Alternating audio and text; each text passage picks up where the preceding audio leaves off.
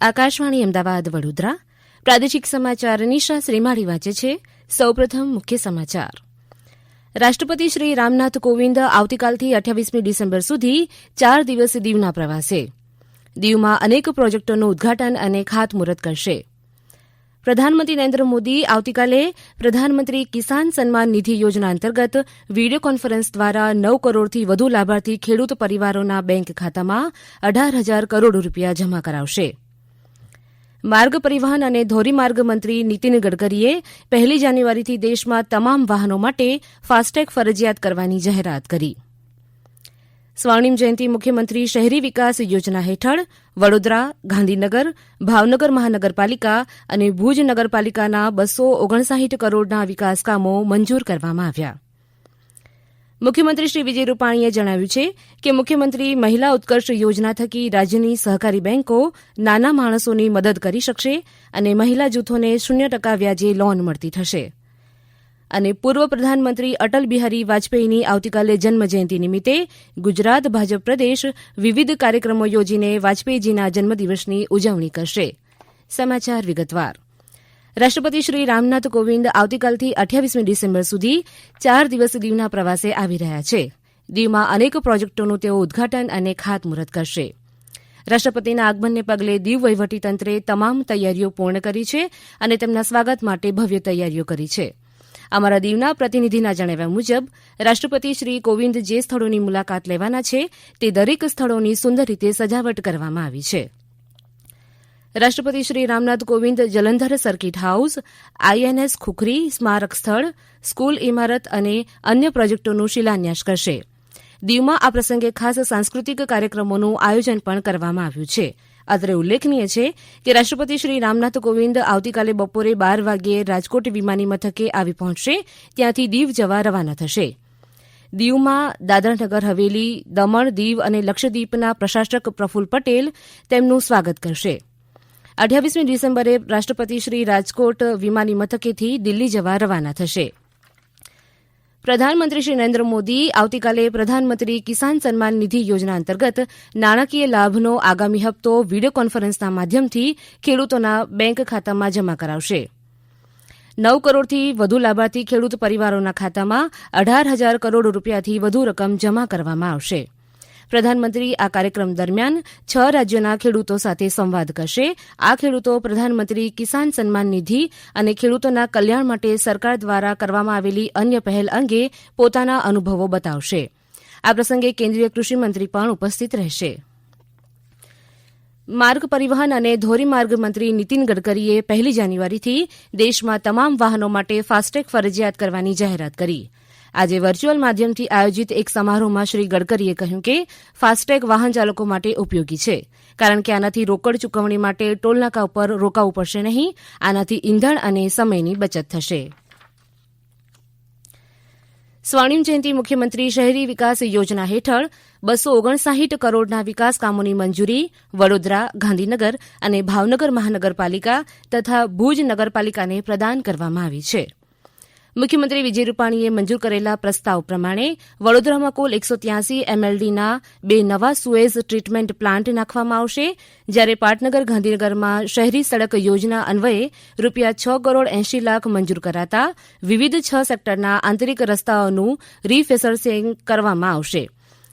ભાવનગર મહાનગરપાલિકાને સડક ઉપર paving block નાખવાના કામ ઉપરાંત ડ્રેનેજ લાઇન, પાણીની લાઇન, સ્ટ્રીટ લાઇટ વગેરે જેવા જનવિકાસ કામો માટે 60 લાખ રૂપિયા મંજૂર કરાયા છે. જ્યારે ભુજ નગરપાલિકાને પણ રૂપિયા 4 કરોડની ફાળવણી માળખાગત સુવિધા માટે કરવામાં આવી છે. આ સમાચાર આપ આકાશવાણીના અમદાવાદ વડોદરા કેન્દ્ર પરથી સાંભળી રહ્યા છો. વધુ સમાચાર કોરોના અંગેના સંદેશ બાદ.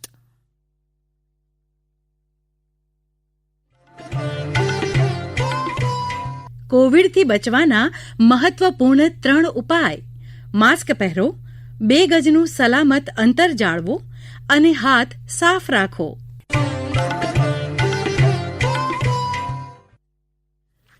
સમાચારોમાં આગળ વધીએ. રાજ્યના વિવિધ જિલ્લાઓમાં આજે કોરોના પોઝિટિવના કેસો નોંધાયા છે. જિલ્લાવાર સંખ્યા જોઈએ તો મહેસાણામાં 36, પંચમહાલમાં 21, દાહોદમાં 17, મહીસાગરમાં 6, છોટાઉદેપુરમાં 4, નવસારી અને તાપીમાં 3, જ્યારે નર્મદા જિલ્લામાં કોરોનાનો એક પોઝિટિવ કેસ નોંધાયો છે. મહીસાગર જિલ્લામાં આગામી દિવસોમાં કોવિડ-19 રસીકરણના ભાગરૂપે જિલ્લાના તમામ 972 મતદાન મથકો પર કોવિડ-19 વેક્સિનેશન સાઇટ બનશે. ત્યાં ઓબ્ઝર્વેશન રૂમ, વેક્સિનેશન રૂમ અને વેઇટિંગ રૂમો ઊભા કરવા પૂરજોશમાં તૈયારીઓ શરૂ કરી દેવાઈ છે, એમ જિલ્લા કલેક્ટર શ્રી આર.બી. બારડે જણાવ્યું હતું. મુખ્યમંત્રી શ્રી વિજય રૂપાણીએ જણાવ્યું છે કે મુખ્યમંત્રી મહિલા ઉત્કર્ષ યોજના થકી રાજ્યની સહકારી બેન્કો મહિલા સભ્યોની સંખ્યા વધારી શકશે, નાના માણસોની મદદ કરી શકશે અને મહિલા જૂથોને 0% વ્યાજે લોન મળતી થશે. શ્રી વિજય રૂપાણીએ મુખ્યમંત્રી મહિલા ઉત્કર્ષ યોજનાની સમજ અને અમલીકરણ માટેની ગાંધીનગર ખાતે આયોજિત બેઠકમાં સહકારી બેન્કોને નાના માણસોને ધિરાણ આપવા માટે આગળ આવવા હાકલ કરી હતી. તેમણે કહ્યું હતું કે સહકારિતાની સંકલ્પનાનો મૂળ મંત્ર નાના માણસોની મદદ છે. આ યોજનાની સફળતાથી આપણે ગ્રામીણ શહેરી આર્થિક નબળા વર્ગમાં માઇક્રો ફાઇનાન્સનું એક આદર્શ મોડલ ઊભું કરી બતાવીશું. મુખ્યમંત્રીશ્રીએ માઇક્રો ફાઇનાન્સથી ગ્રામીણ અર્થતંત્રને ધબકતું રાખી ખુશહાલી લાવવાની નેમ પણ વ્યક્ત કરી હતી. તેમણે વધુમાં જણાવ્યું હતું કે મુખ્યમંત્રી મહિલા ઉત્કર્ષ યોજનામાં રાજ્યની 10 લાખ બહેનોને 1 લાખ જૂથ રચી 1,000 કરોડનું ધિરાણ આપવાનું લક્ષ્ય છે. યોજનામાં નક્કી કર્યું છે કે જૂથની રચના થાય, નોંધાય એ સાથે જ ખાતામાં પૈસા જમા થાય. રાજ્યપાલ શ્રી આચાર્ય દેવવ્રતે નાતાલના પાવન પર્વે સૌને હાર્દિક શુભકામનાઓ પાઠવી છે, તો મુખ્યમંત્રી શ્રી વિજય રૂપાણીએ સૌ ખ્રિસ્તી પરિવારો અને નાગરિકોને નાતાલ પર્વની શુભકામનાઓ પાઠવી છે. મુખ્યમંત્રીશ્રીએ મેરી ક્રિસમસની શુભેચ્છાઓ પાઠવતા જણાવ્યું હતું કે પ્રભુ ઈશુના કરુણા, પ્રેમ અને ભાઈચારાની ભાવનાને આત્મસાત કરીને આપણે સૌ આ પર્વની સામાજિક સમરસતા અને સદભાવથી ઉજવણી કરીએ. મુખ્યમંત્રી વિજય રૂપાણી આવતીકાલે વલસાડવાસીઓના જનકલ્યાણ અર્થે અટલ સેવા શટલ રથનું વર્ચ્યુઅલ રીતે લોકાર્પણ ધરમપુર ખાતેથી કરશે. પૂર્વ પ્રધાનમંત્રી શ્રી અટલ બિહારી વાજપેયીની જન્મતિથિ અને ગુડ ગવર્નન્સના ઉપલબ્ધમાં આયોજિત આ અટલ સેવા શટલ રથ ગામે ગામ ફરીને જનતાના લોકપ્રશ્નો અને ફરિયાદોનો ત્વરિત ઉકેલ લાવશે. નોંધનીય છે કે આ રથમાં મેડિકલ સ્ટાફ સહિત રેવન્યુ તલાટી પણ હાજર રહેશે, જે લાભાર્થીઓના ફોર્મ ભરી જે તે શાખાને મોકલી આપશે. પૂર્વ પ્રધાનમંત્રી શ્રી અટલ બિહારી વાજપેયીની આવતીકાલે જન્મજયંતિ નિમિત્તે ગુજરાત ભાજપ પ્રદેશ વિવિધ કાર્યક્રમો યોજીને વાજપેયીજીના જન્મદિવસની ઉજવણી કરશે. આવતીકાલે પીએમ કિસાન સન્માન નિધિ યોજના અંતર્ગત દેશના 9 કરોડ ખેડૂતોના ખાતામાં 18,000 કરોડ રૂપિયા કેન્દ્રની ભાજપા સરકાર દ્વારા જમા કરાવવામાં આવનાર છે, જે સંદર્ભે પ્રધાનમંત્રી શ્રી નરેન્દ્ર મોદી બપોરે 12 કલાકે દેશભરના ખેડૂતોને સંબોધન કરવાના છે. તે કાર્યક્રમનું રાજ્યના ગ્રામીણ વિસ્તારોમાં એલઈડી સ્ક્રીન પર નિહાળવાનો કાર્યક્રમ આયોજિત કરવામાં આવશે. ગામડે ગામડે ખેડૂતોને ભાજપા સરકાર દ્વારા ખેડૂતોની સમૃદ્ધિ અને સુખાકારીમાં વધારો કરવા માટે કરવામાં આવેલા મહત્વપૂર્ણ નિર્ણયો અંગે પણ સંવાદ કરવામાં આવશે. રાજ્યમાં 248 તાલુકા મથકોએ ગુજરાતની ભાજપા સરકાર દ્વારા કિસાન કલ્યાણ કાર્યક્રમો યોજાશે, જેમાં લાભાર્થીઓને કૃષિ કલ્યાણલક્ષી વિવિધ લાભ સહાય આપવામાં આવશે.